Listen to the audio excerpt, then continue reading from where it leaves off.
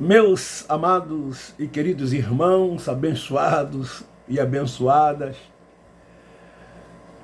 você que é feliz porque anda por fé, é filho de Deus, tem essa certeza, tem essa convicção, você que é dirigido e guiado pelo Espírito Santo, porque a palavra diz que os filhos de Deus, presta atenção nisso, eles são guiados e dirigidos pelo Espírito Santo. Já não são mais carnais, no sentido de andar na carne, nas práticas das obras da carne. Mas são espirituais, porque vivem aqui em comunhão constante com o Espírito Santo de Deus, vivendo como verdadeiros filhos de Deus, tendo esse entendimento. Lá na religião, eles também são filhos de Deus, mas não vivem como filhos de Deus.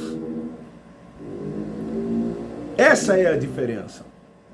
São filhos, mas não vivem como filhos, porque ainda andam sob os preceitos dos homens, nas práticas de rudimentos da lei, fazendo obras para alcançar a salvação, tentando ser santo, quando a santidade é no Espírito, e sendo santo no Espírito, não vive nas práticas das obras da carne.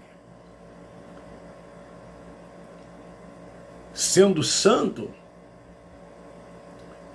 essa pessoa, ela procura a cada dia avançar, crescer em graça e conhecimento e se fortalecer a cada dia mais no Senhor.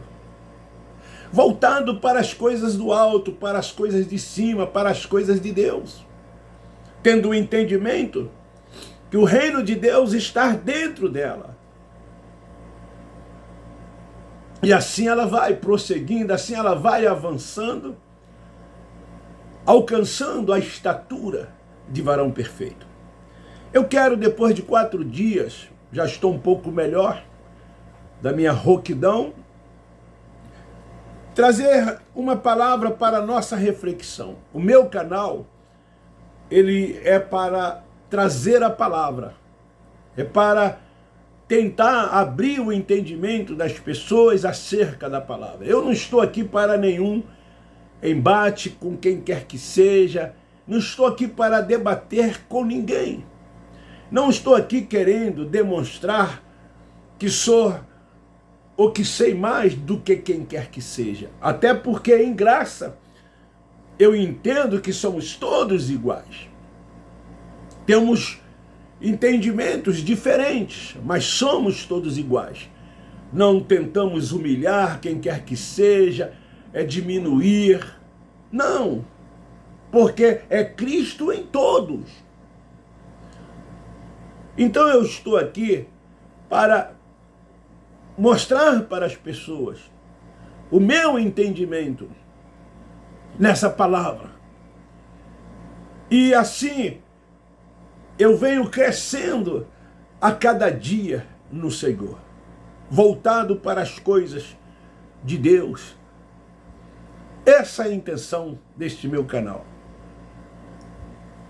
Debate, o embate é na carne, são coisas da carne. Ficar atacando, ficar acusando, isso não é bom, isso não é salutar. Pregamos a palavra, lançamos a palavra. E aí, cada um vai ouvindo e vai entendendo, vai compreendendo, vai colhendo para si aquilo que ele acha que é bom. E o que ele não entende que é bom, ele descarta. É isso. E assim nós vamos. Não podemos dizer para a pessoa, você é um abençoado, você é filho de Deus, você é meu irmão, eu te amo, e ficar de uma forma indireta, aspas, atacando, acusando, numa briga, numa luta constante. Nós não estamos aqui nesta vida para isso.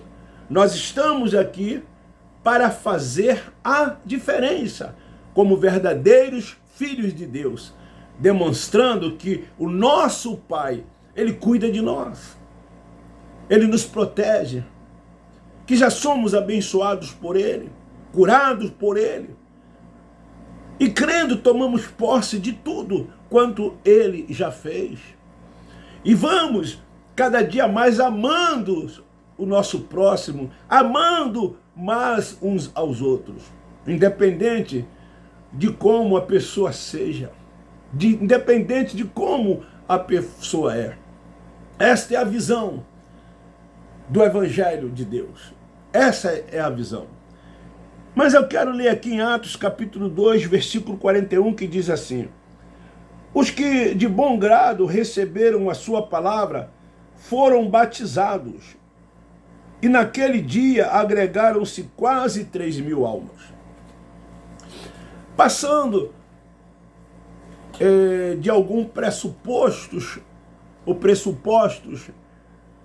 como este versículo que acabamos de ler, e aquele outro lá de Mateus, quando diz, ide por todo mundo e pregai o evangelho a toda criatura, quem crê e for batizado será salvo, e quem não for, será condenado.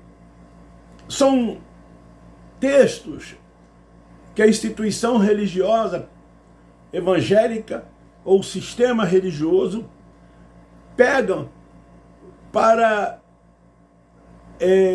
afirmar que a pessoa tem que aceitar a Jesus como Salvador e que a pessoa também tem que se batizar. E que esses dois ritos, o de aceitar Jesus, tanto é que em cada reunião feita nesses lugares, depois que se prega, ao encerrar, eles perguntam, tem alguém para Jesus? Alguém quer aceitar Jesus como Salvador? Hoje pode ser a sua última oportunidade. Se você não aceitar hoje, tu pode morrer amanhã e tu vai para o inferno. Porque a pessoa não levantou a mão e não disse, eu quero Jesus como meu Salvador.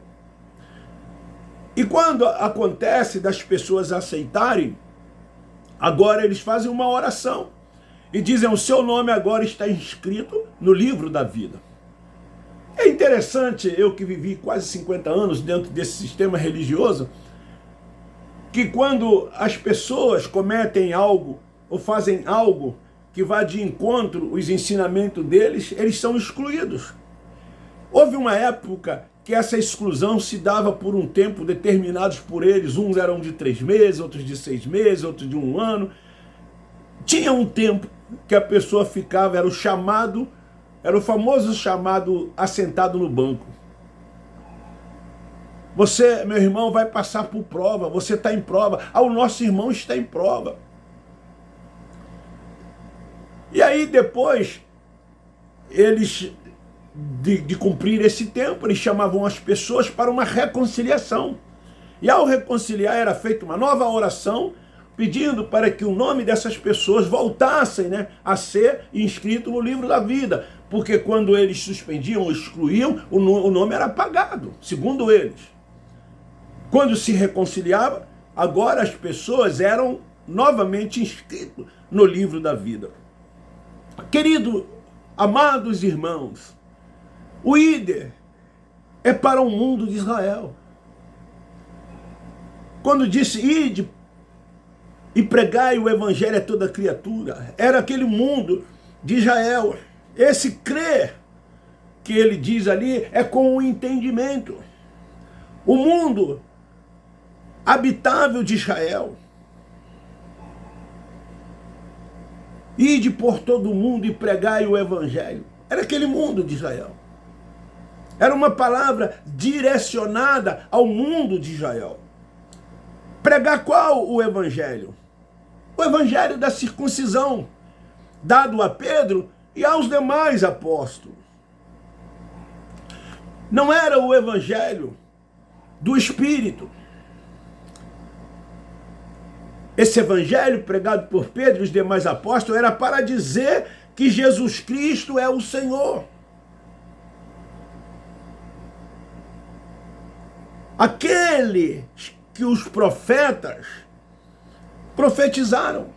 Que a gente encontra isso lá nos livros dos profetas, tanto os maiores quanto os menores. Eles profetizaram acerca disso. Batizar aqui, crer e for batizado, era o batismo nas águas mediante a palavra. Era apenas um ato simbólico para dizer que a pessoa se arrependeu. Porque pecado era a transgressão da lei. Por que eles estavam em pecado? Porque eram transgressores da lei. E pecado significava transgredir a lei. Em Zacarias, capítulo 3, versículo 9, vamos ver o que diz lá. Capítulo 3, versículo 9, de Zacarias. É o penúltimo livro do Antigo Testamento. Vede aqui a pedra que pus diante de Josué. Sobre esta pedra única estão 7 olhos.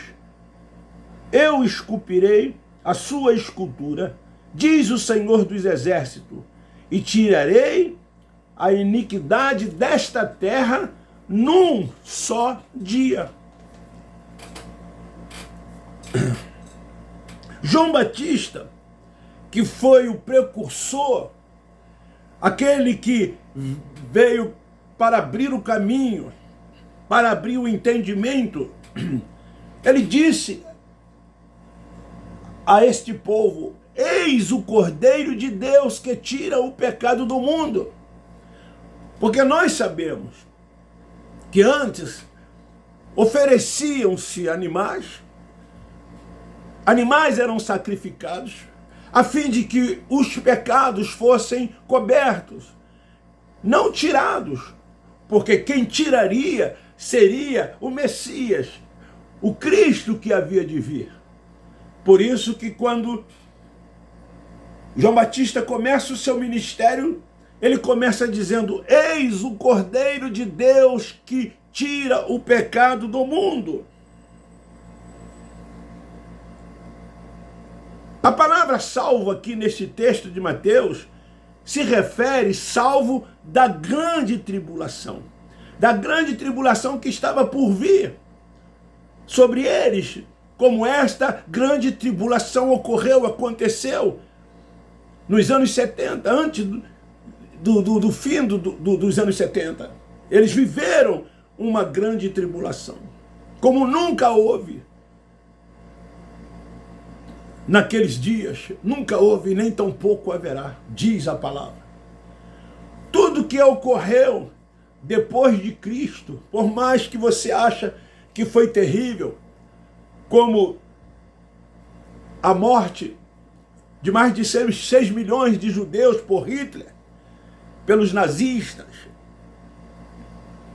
e outros grandes acontecimentos na história, não foi tão terrível como naqueles dias para o povo de Israel, quando o juízo de Deus veio sobre eles.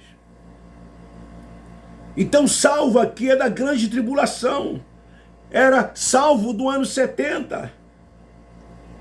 E quem não crer com entendimento, esse crer aí é com entendimento, por isso que ele diz, será condenado. O entendimento precisava ser aberto para que eles entendessem e compreendessem essa mensagem. O sistema religioso não quer que tenhamos esse entendimento. Eles não querem que as pessoas lá tenham esse entendimento de que Cid foi para o mundo de Israel. Eles não querem que tenhamos o entendimento que salvo aqui já ocorreu, já aconteceu, foi da grande tribulação dos anos 70. Eles não têm interesse que nós tenhamos esse entendimento. Quando se acredita que nós, que somos pecadores, se você acreditar que você é pecador e que você precisa se arrepender, quando você acreditar nisso, isso tem sido um grande trunfo desses cães gulosos. E estaremos para sempre na mão desses cães gulosos. Meus amados irmãos, meus queridos irmãos, Deus não te vê na carne, Ele te vê no Espírito. Aí daí que as pessoas que não têm mente iluminada, que não têm olhos abertos, aí então eles dizem assim, então você está dizendo com isso que eu posso fazer de tudo que eu quero fazer?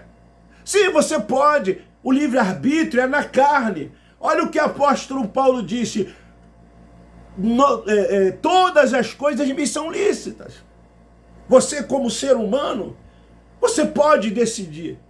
Você quer furtar? Furte. Você quer roubar? Roube. Você quer beber? Beba. Você quer se prostituir? Se prostitua. Você pode fazer tudo aquilo que você quiser fazer. Você tem livre-arbítrio. O livre-arbítrio é na carne.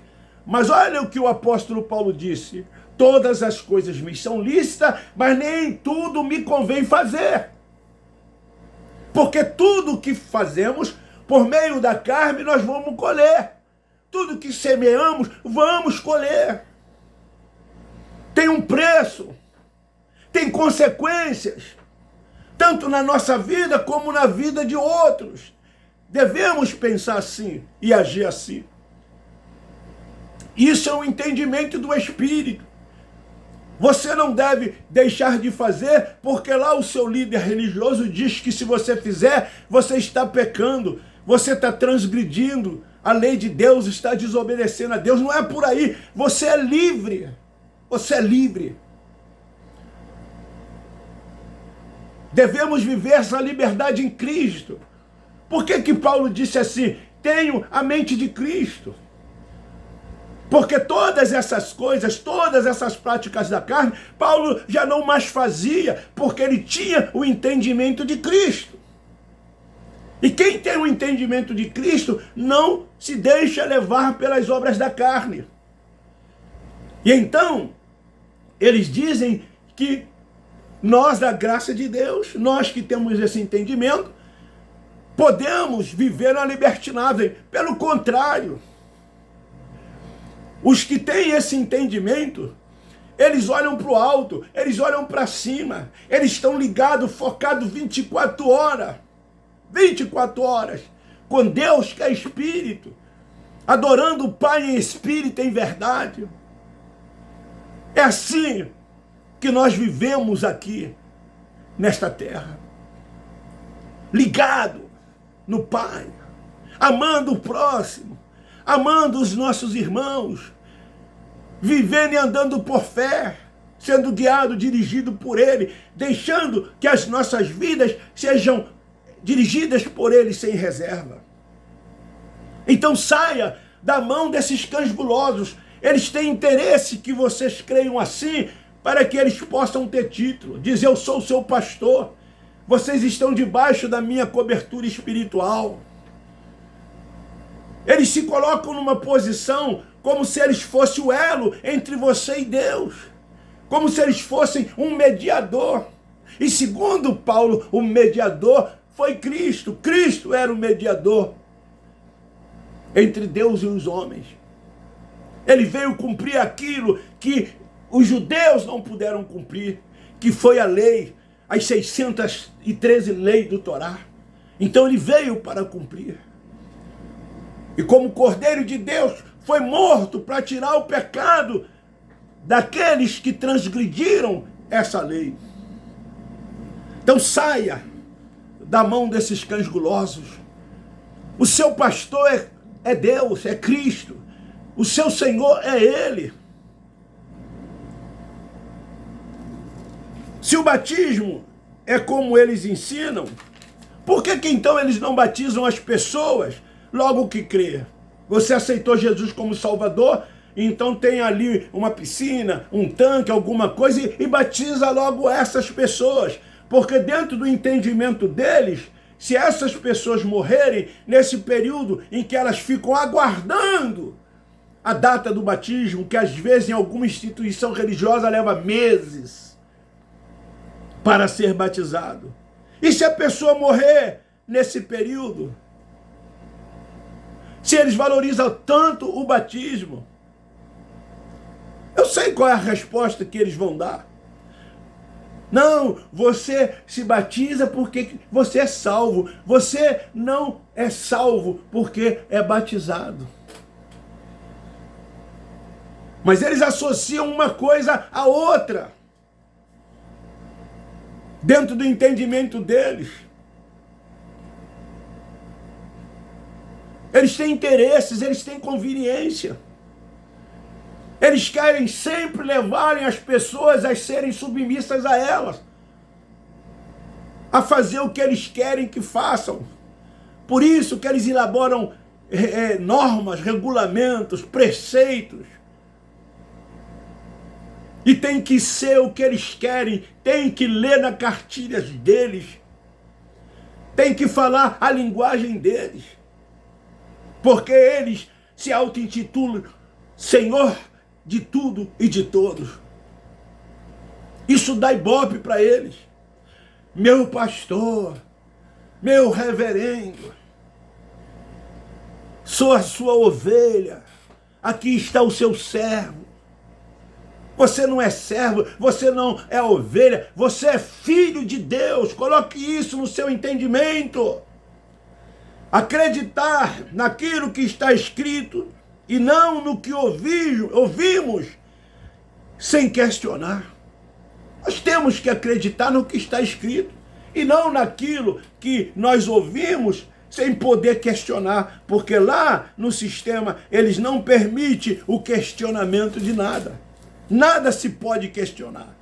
Temos que aceitar tudo. É por isso que nas famosas EBDs, Escola Bíblica Dominical, se tem uma revista. Quase todas as denominações têm uma revista.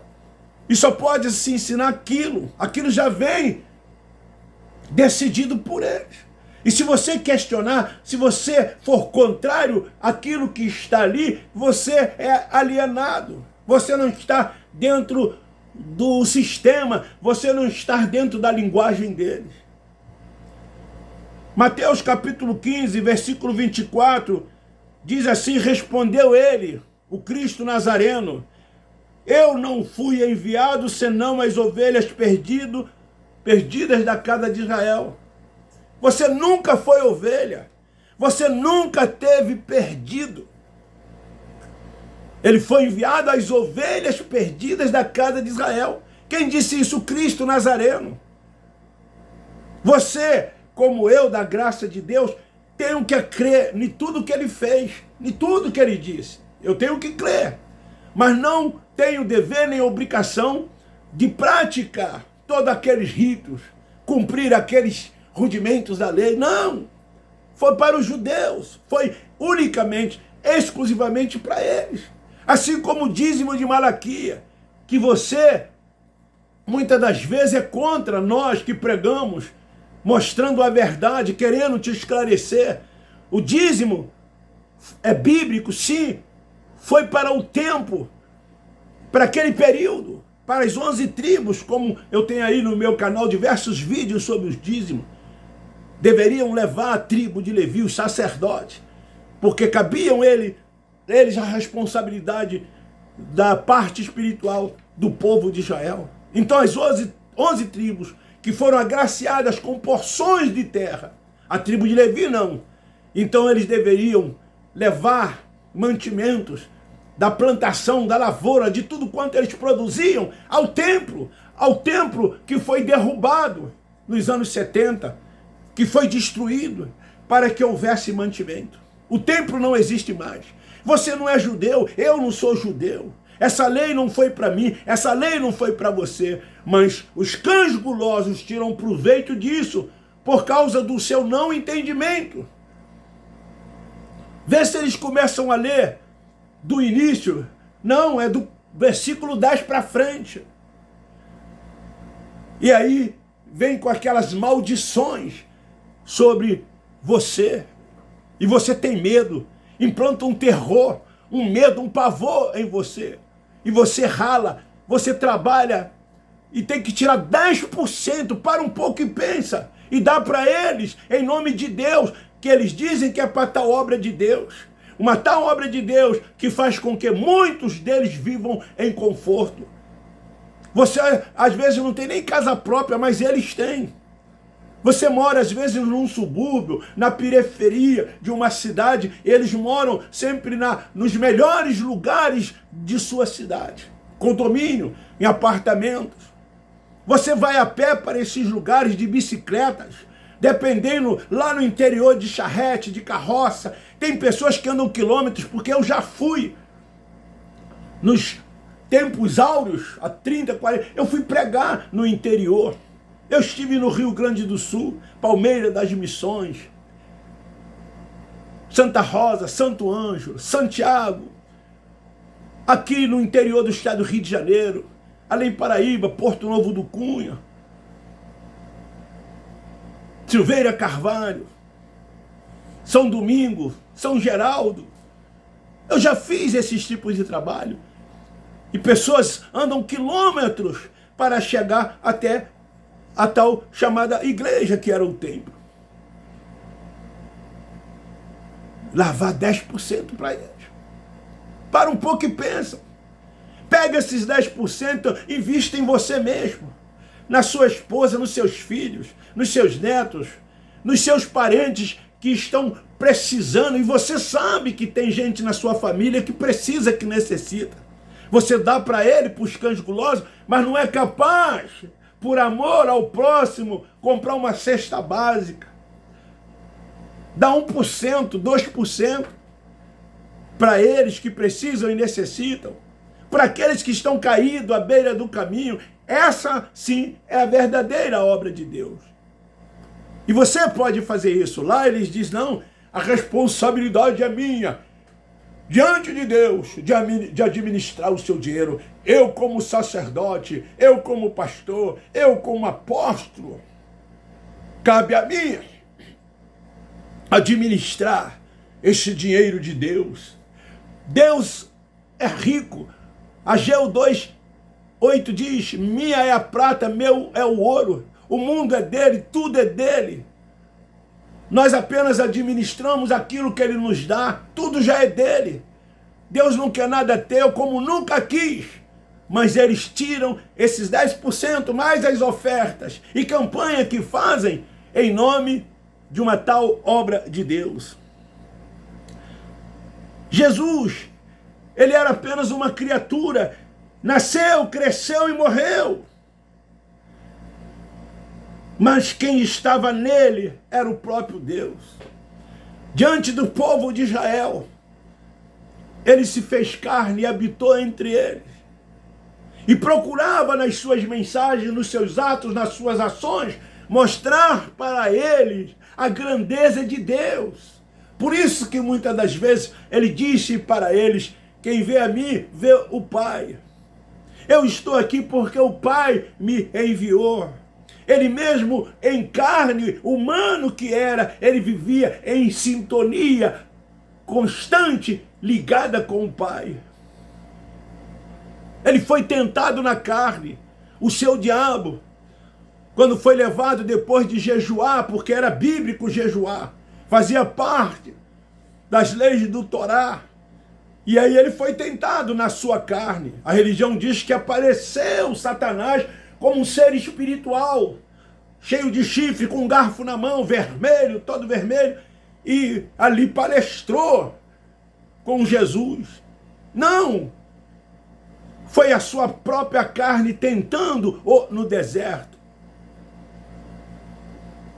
Eles passam, então, de um pressuposto, em função do que ali aconteceu, que o diabo, como ser espiritual, existe. Por que que eles te ensinam isso?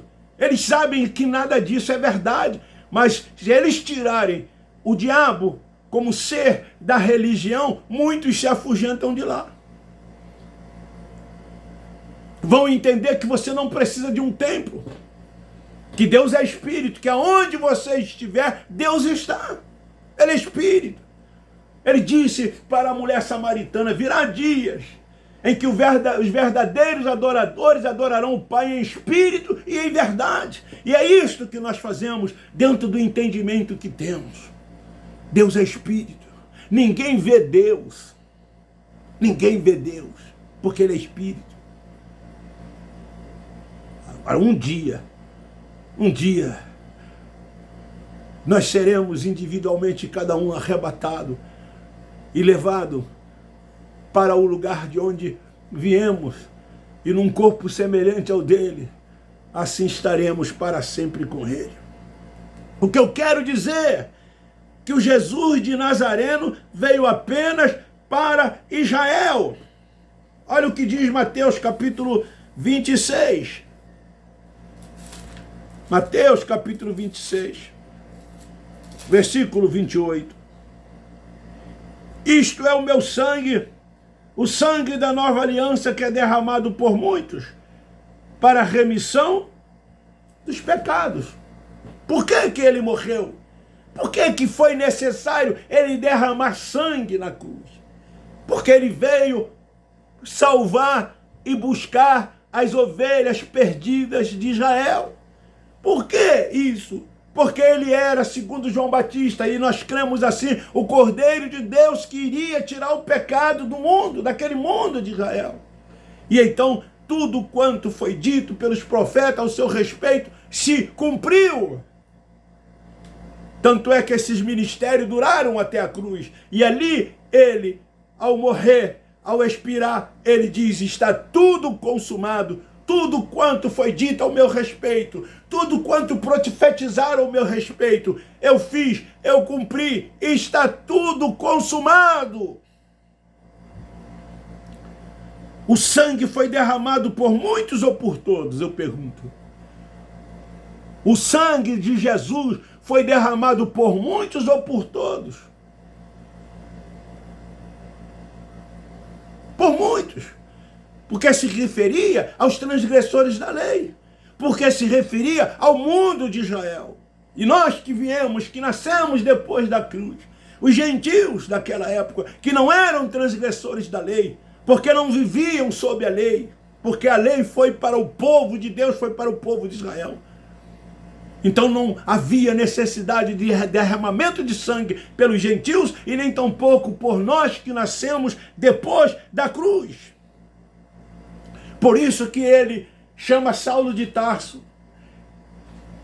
Saulo escuta uma voz em Damasco e ele é separado para que pregue o evangelho do Espírito, da graça aos gentios, para que eles andem em Espírito, para que eles pudessem ter a mente de Cristo, para que eles pudessem ter esse entendimento que nós temos hoje. Ele veio para Israel e voltou como juízo para Israel. Em Apocalipse, o último livro da Bíblia, no capítulo 14, no versículo 7. Ele diz assim, dizendo com grande voz, temei a Deus e dar-lhe glória, porque é chegado a hora do seu juízo. Então, ele veio para Israel e voltou como juízo para Israel. Ele veio para os seus. Ele veio para Israel como juízo, segundo Apocalipse 14, versículo 7. Essa frase de Jesus está voltando, que nas instituições religiosas pregam e ensinam, e que estamos vivendo os últimos dias, isso gera receitas para os cães gulosos. Isso gera medo, gera pavor, terror nas pessoas. Daí que as pessoas vivem aprisionadas, algemadas. Não fisicamente, mas na mente, no entendimento a esses cães gulosos. Por isso que as pessoas lá têm medo do inferno, têm medo do diabo, têm medo da morte, eles têm medo de tudo. Vivem apavorados. Ai, irmão, ora por mim que o diabo, ora por mim que o diabo, tudo é isso nesses lugares. Eles não vivem uma liberdade plena sob a proteção, sob os cuidados de Deus. Isso não é viver como filhos de Deus. São filhos, mas vivem presos, algemados por esse sistema religioso, por esses cães gulosos, por esses homens que só querem títulos, primazias, querem honra, glórias, querem estar em evidência. O dia mais importante para ele são os domingos à noite, onde as maiores reuniões acontecem. E lá vão eles. Alguns ficam no seu gabinete até o momento da pregação. Outros sobem para o tal púlpito depois que quase todos chegam para que os vejam. E ali eles cruzam as suas pernas, mostram anéis. Muitas das vezes não tem nem como de direito ter aqueles anéis, mas eles compram, colocam no dedo, cruzam as pernas. E ficam esperando pelo grande momento, que é o momento da aspa, pregação. E ali eles ficam o tempo que eles bem entenderem. Eu já vi muitos desses ficarem horas com o microfone na mão, prendendo as pessoas ali. Chamando a atenção, vivendo ou protagonizando. Eu me esqueci agora a palavra. Como verdadeiros atores. Eles são a atenção das reuniões. São o centro das reuniões. Tem uns que terminam a sua pregação e ele sai pelos fundos e ninguém mais o vê e deixa o restante com seus auxiliares. Alguns ainda ficam fazendo média com um e com o outro. É isso que eles querem. Acordem, povo de Deus. Desperta, povo de Deus. Saia dele, povo de Deus.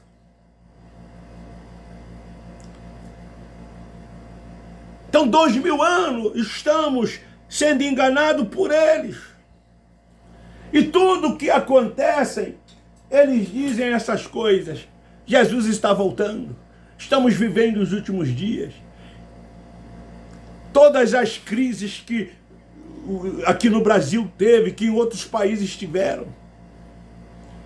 Todas as guerras que aconteceram, que acontecem, todas as pragas que vieram, doenças como tuberculose, as epidemias, as pandemias que é no mundo todo. Eles dizem, estamos vivendo os últimos dias. Jesus está voltando. Quando o irmão está em tribulação, irmãos, Jesus está voltando. É Ele te preparando para o grande dia do arrebatamento.